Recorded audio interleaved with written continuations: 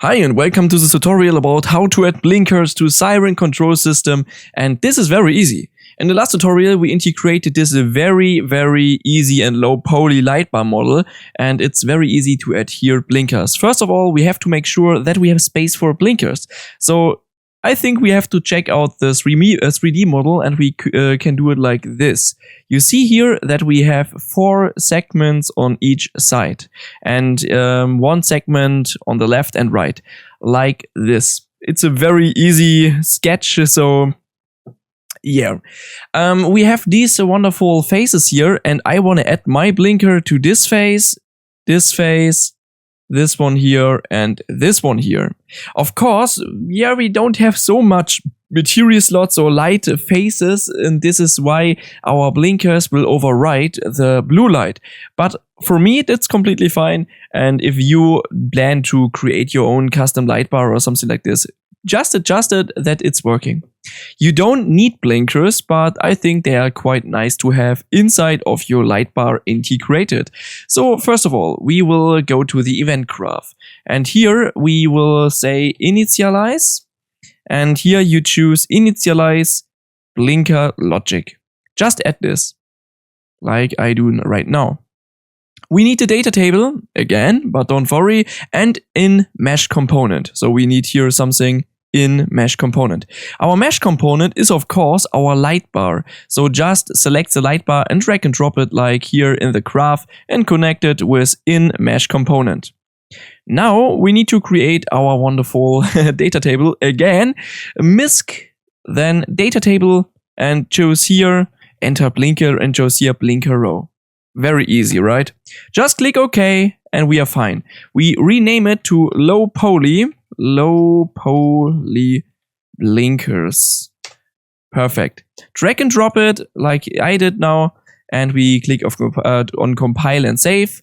I check out now the class defaults here. If we have here blinkers, and we don't have blinkers here. No, we have blinkers. Here, here down below blinker category, add here your data table. I always forget if this is also there or not, so never mind.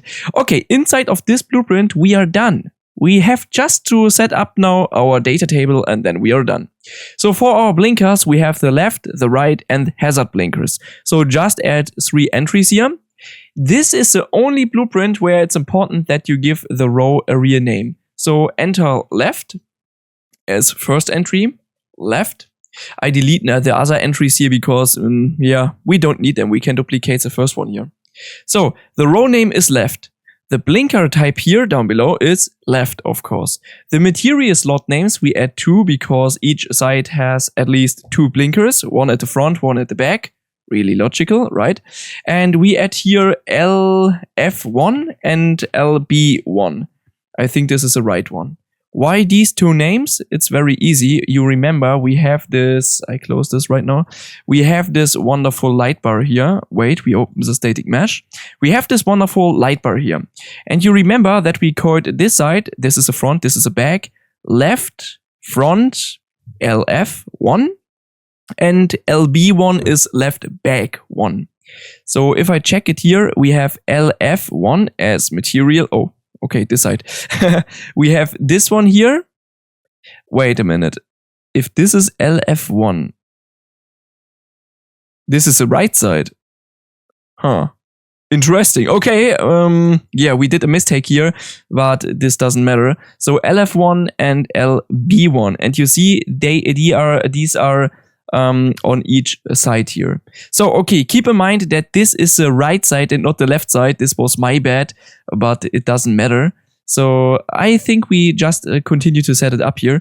The blink duration is, let's say, 0505. The color tint is, in my case, yeah, I think it's a little bit like this. It's a nice yellow-orange tone.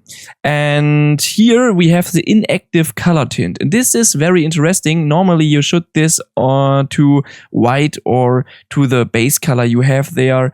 Maybe in our case, gray-blue color style, but I go for white right now.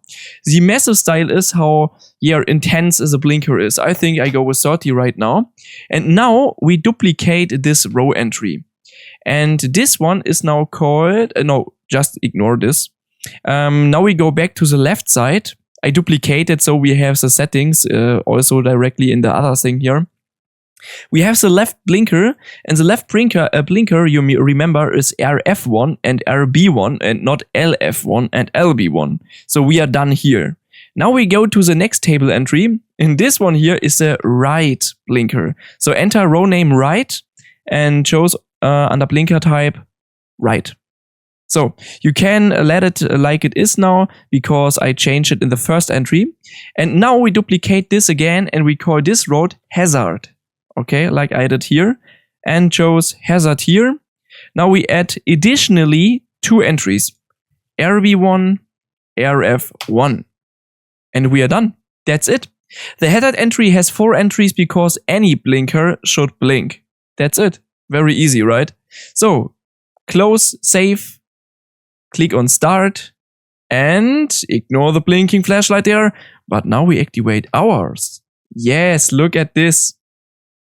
We don't have real light here because we don't activate the real light, but it's fine, don't worry. We will do this in the maybe next or near the second tutorial, I don't know. But here we go, this is our blinker.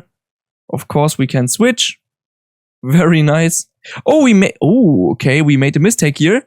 Let's check this out. Yeah, it's light here, so okay. I see the problem. RF1 and here we have RB1. Okay, this is a left blinker. Let's check it out. Left. I think here, right there, like this. Yeah, this is correct now. And then we have the right blinker, which is also correct now. And the hazard lights. Yeah, nice, right? So I hope you have much success by integrating your own custom lightbar, but it's very easy. If you need help, just join the Discord server and get in contact with us. So see you in the next tutorial about adding real lights or adding LA lights. Let's see what I do. See you in the next tutorial.